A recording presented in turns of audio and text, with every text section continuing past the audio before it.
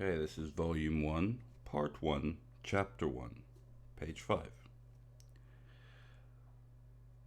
Well, Prince Genoa and Lucia are now nothing more than estates taken over by the Bonaparte family. No, I give you fair warning. If you won't say this means war, if you will allow yourself to condone all the ghastly atrocities perpetrated by that anarchist, yes, that's what I think he is, I shall disown you. You're no friend of mine, not the faithful slave you claim to be. But how are you? How are you keeping?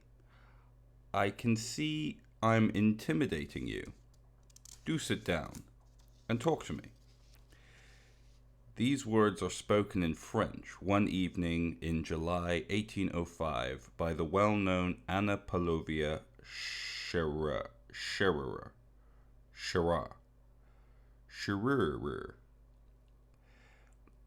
maid of honor and confidante of the Princess Maria Flandorvina,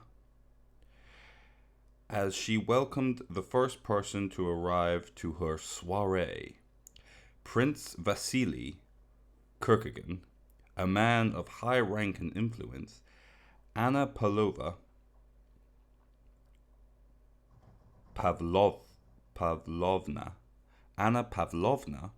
had had a cough for the last few days, and she called it la grippe,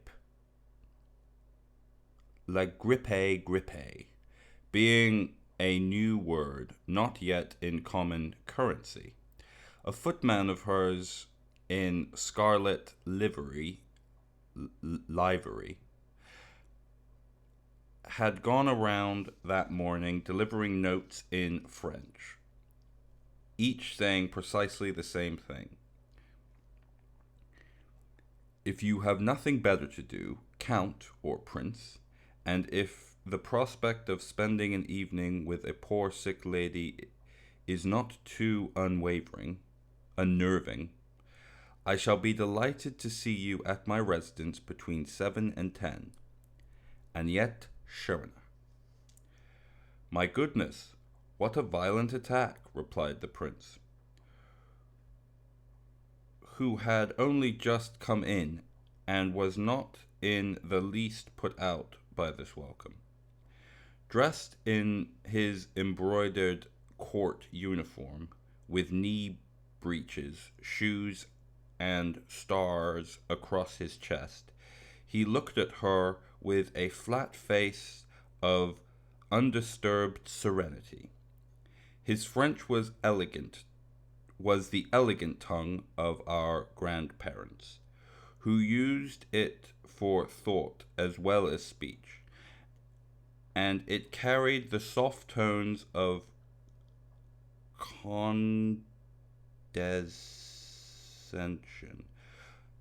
condescension that come naturally to an eminent personage grown old in high society and at court. He came up to Anna Pavlovna.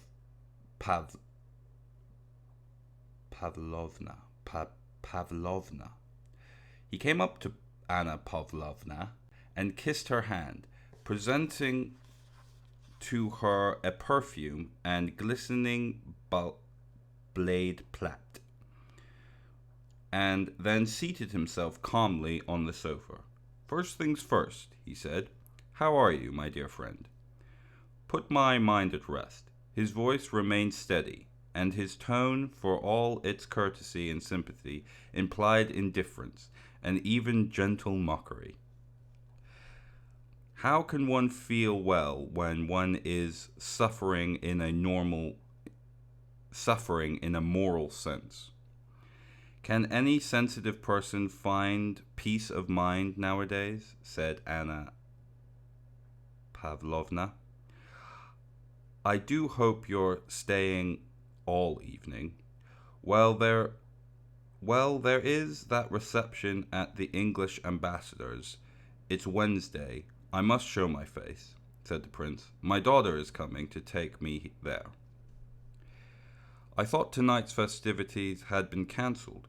I must say, all these celebrations and fireworks are becoming rather tenuous. If they had known you wanted the celebration cancelled, it would have been, said the prince with a predictability of a wound-up clock. Sheer habit made him say things he didn't even mean. Stop teasing me. Come on. Tell me what's been decided about Novosiltev's dispatch.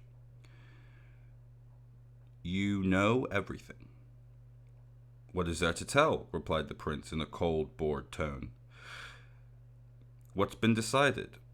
They've decided that Bonaparte has burnt his boats, and I rather think we're getting ready to burn ours. Prince Vasily always spoke languidly.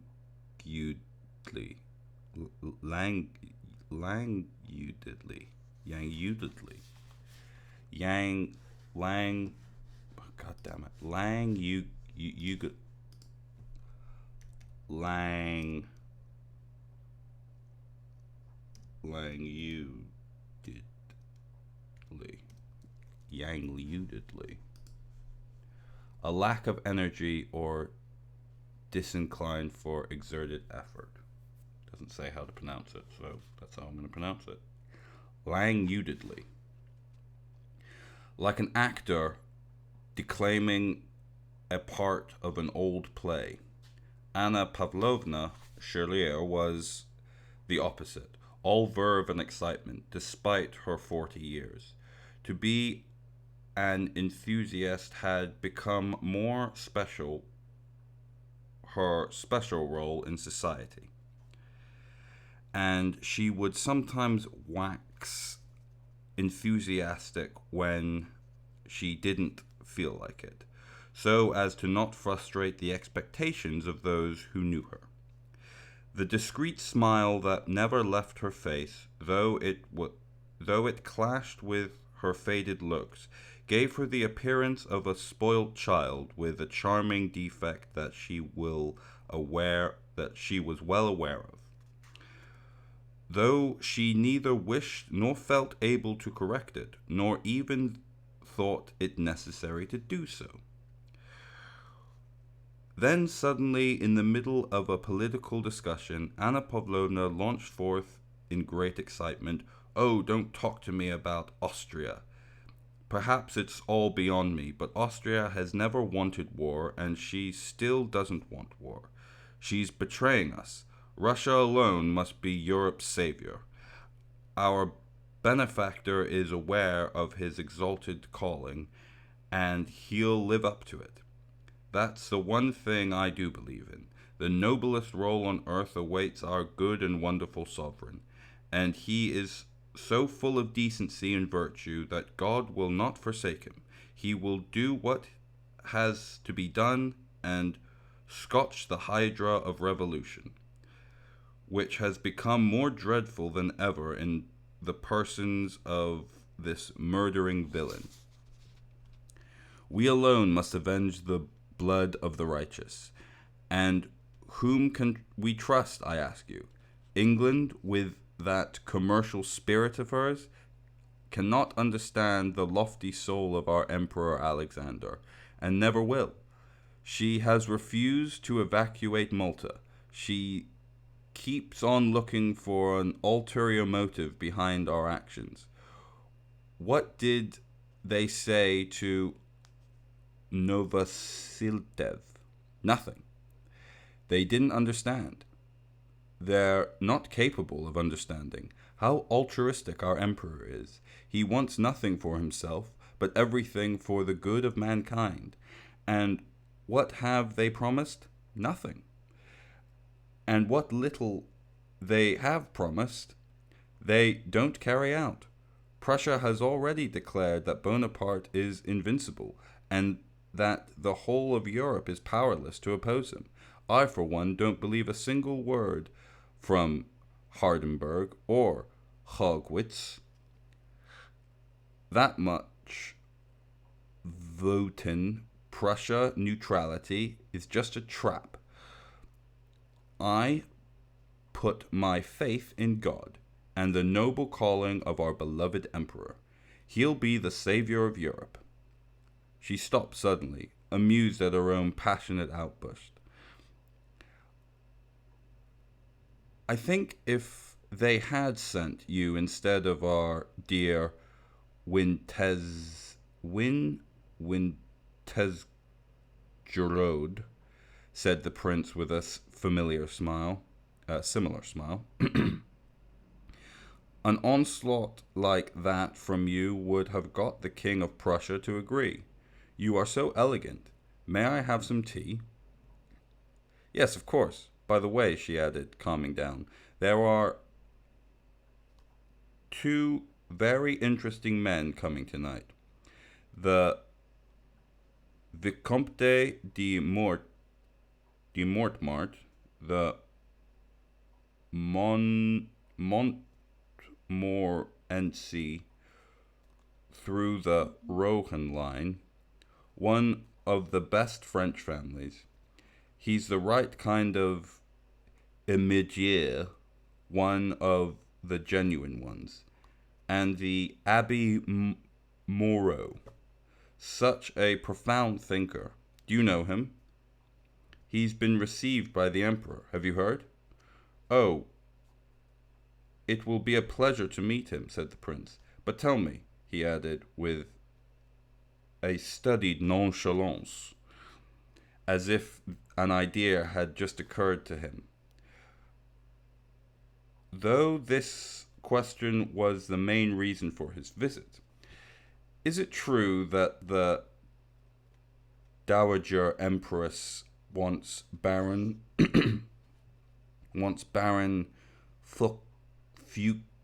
Fouquet to become first secretary of Vienna? They do say he's a miserable creature, that Baron. Prince Vasily wanted this post for his son, but other people were working through the Empress Mary Fedorovna to get it for the Baron.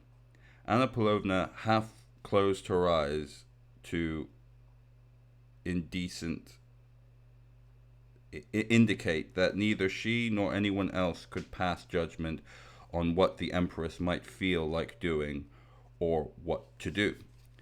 Baron Fouquet has been recommended to the Dowager Empress by her sister, was all she said, in a dry,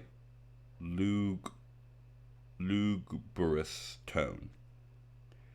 As she pronounced the name of the Empress, Anna Pavlovna's face took on the expression of profound and sincere devotion, mixed with respect and tinged with sadness, which invariably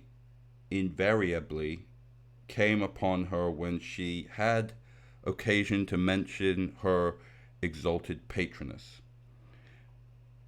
She said that Her Majesty had been gracious enough to show Baron Fouquet great respect, at which her face once again dissolved into sadness. Ooh, we're almost done, guys. We're almost done. We're almost on chapter 2. The prince said nothing and showed no feeling. Anna Pavlovna, with all her sensitivity and quick thinking of both a courtier and woman, decided to rebuke the prince for daring to refer in such a way to a person recommended to the empress, and at the same time to console him. But on the subject of your family, she said, do you realize how much your daughter has delighted everyone in society since she came out? They Say she is beautiful, as the day is long. The prince bowed as a remark of his gratitude and respect. I often think, Anna Pavlovna resumed after a short pause, edging closer to the prince and smiling sweetly to indicate that the political and social conversation was now at an end and personal conversation was in order. I often think that a good fortune of life is sometimes distributed most unfairly. Why has fate given you two such splendid children? I don't include Anatole, your youngest. I don't like him. She commented in a peremptory tone. Per, per, peremptory. Peremptory. Peremptory. Peremptory. Peremptory. Insisting on immediate attention or obedience. Peremptory tone. And with raised eyebrows. Such charming children. And I must say, you seem to appreciate them less than anyone. You really don't deserve them. And she smiled her exuberant smile. What can I do? Lavater would have said that I have no paternity bump, said the prince. Oh, do stop joking. I want a serious talk with you. Listen, I'm not pleased with your younger son. Just between ourselves, her face went all gloomy again. His name has been mentioned in Her Majesty's presence, and people are feeling sorry for you. The prince said nothing. While she gave him a knowing look, waiting in the silence for his reply, Prince Vasily frowned. What can I do? He said at last. You know, I've done everything a father could do to bring him up well. And they have both turned out to be idiots. At least Hippolytes,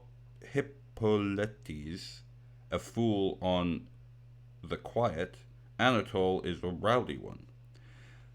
That's the difference between them, he said, with an unusually awkward and forced smile, which gave a sharp twist to the lines around his mouth, making it surprisingly ugly and coarse. How do men like you have children? If you weren't a father, I could find no fault in you, said Anna Pavlovna, looking up pensively. I am your faithful slave. I wouldn't admit it to anyone else, but my children are the bane of my life. They're the cross I have to bear. That's how I explain it to myself. What would you? He broke off with a gesture that signaled his resignation of a cruel fate. Anna Pavlovna thought things over. That prodigal son of yours, Anatole, haven't you thought of marrying him off? They do say, she went on, that old maids have a mania for matchmaking. So far, I've never been conscious of this failing in myself, but I do have a certain little person in mind, someone who is very unhappy with her father, a relative of ours, the young Princess Boloknovsky.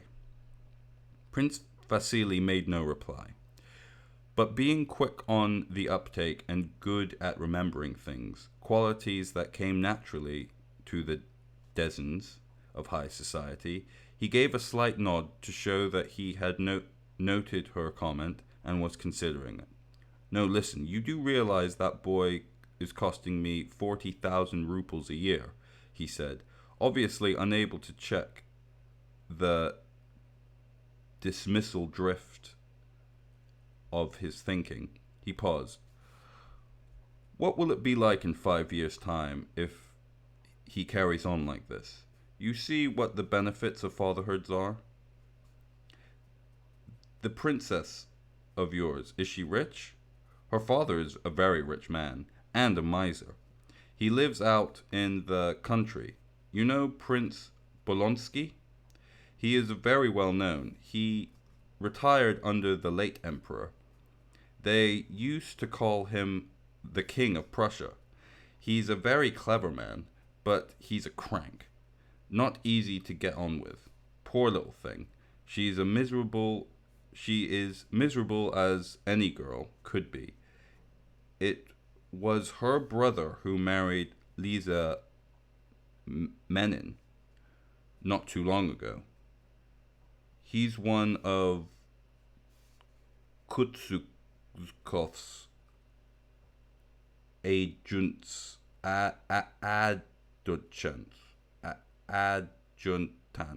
adjutants. He's coming here tonight. Listen, my dear Annette, said the prince suddenly, taking his companion's hand and pressing it downwards for reasons best known to himself. You set this up for me, and I'll serve you like a faithful slave forever. Or Lesef with an F, as my village elder puts it when he writes to me. She's a girl from a good family, and she's rich. That's all I need. And with the freedom, familiarity, and sheer style that was his hallmark, he took hold of the maid of honor's hand, kissed it, and gave it a little shake, easing back into his armchair and looking away from her. Wait a minute, said Anna Pavlovna. Thinking things over, I'll have a little talk with Lise, young Boloknoskai's wife, this evening. Perhaps something can be arranged. I'll use your family to start learning the old maid's trade. Yes! Chapter 1 complete. God, that was tough.